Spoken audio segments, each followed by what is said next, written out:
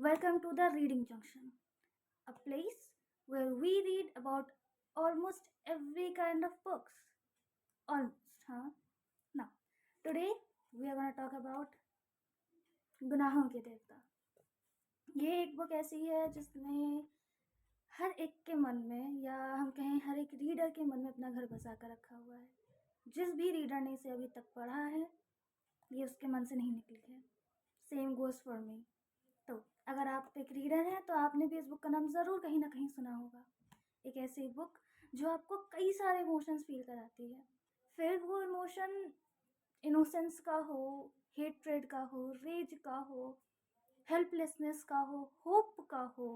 हर एक रिलेशन, हर एक इमोशन इस बुक में इतनी बेहतरीन तरीके से धर्मवीर भारती जी ने अपनी लेखन शैली के द्वारा दिखाया है कि कोई बिना बोले रह ही नहीं सकता।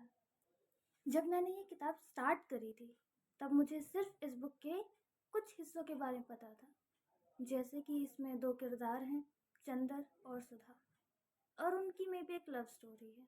लेकिन ये लव स्टोरी कितने रोलर कोस्टर से होकर के गुजरी है, कितने रोलर कोस्टर इमोशन से होकर गुजरी है, मुझे नहीं पता था। बुक की स्टार्टिंग में you are just captivated by the innocence of Sudha. She is so pure soul and Chandan as well. Chander एक ऐसा किरदार है जो अपनी माँ से झगड़कर प्रयागराज आकर बसा था। डॉक्टर शुक्ला उस समय उसके कॉलेज के टीचर थे। वो उसकी सिचुएशंस को समझते थे, इसलिए उन्होंने उसकी हेल्प करी। धीरे धीरे वो इससे इतना अपनापन बनाने लग गए कि कब चंदर उनके बंगले और उनके घर में इतना अपना सा होने लग गया उसे पता ही नहीं चला। दूसरी तरफ थी डॉक्टर शुक्ला की बेटी सुधा। सुधा बहुत ही इनोसेंट, चुलबुली और ढीठ थी। अपनी माँ के ना रहने के बाद वो अपनी बुआ के साथ उनके गांव में ही रहती थी, बिनती के साथ। तरकारी में घी कम होने पर वो महाराजिन का चौका जूठा कर देती। रात में फूल न मिलने पर उसने मालिक को दाँत भी काट खाया था।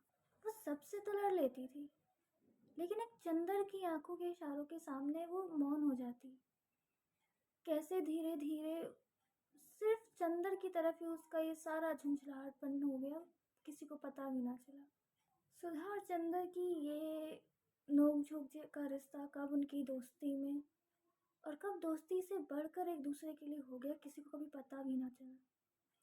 डॉक्टर शुक्ला अपनी बेटी सुधा की शादी करवाना चाहते थे और उसकी शादी हुई भी, लेकिन जिन हालातों में हुई, जिस तरह से हुई, सुधा की पूरी मासूमियत उससे छीन ली गई थी। हमेशा ही उछलने कूदने वाली सी सुधा, जो हमेशा हंसी ठिठोली करती थी, अब बिल्कुल शांत सी हो गई थी। दूसरी तरफ चंदर, उसके जीवन में तो जैसे सब कुछ बदल सा गया था। कुछ उसे समझ ही नहीं आ रहा था कि आखिर क्या हो रहा है।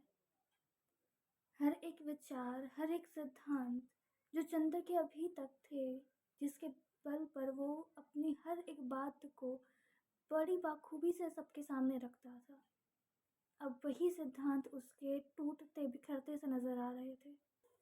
चंदर के सिद्धांत इस तरह टूट चुके थे कि बर्टी, जो खुद एक वो व्यक्ति था जिसने अपनी जिंदगी की सच्चाई को स्वीकारा नहीं था, उसके शब्दों तक ने चंदर पर प्रहार किया।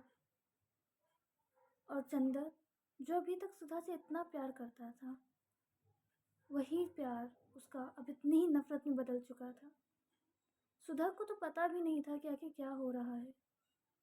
वो तो समझ रही थी कि उसने सब कुछ चंदर के लिए ही किया, लेकिन नहीं, गुनाहों का देवता।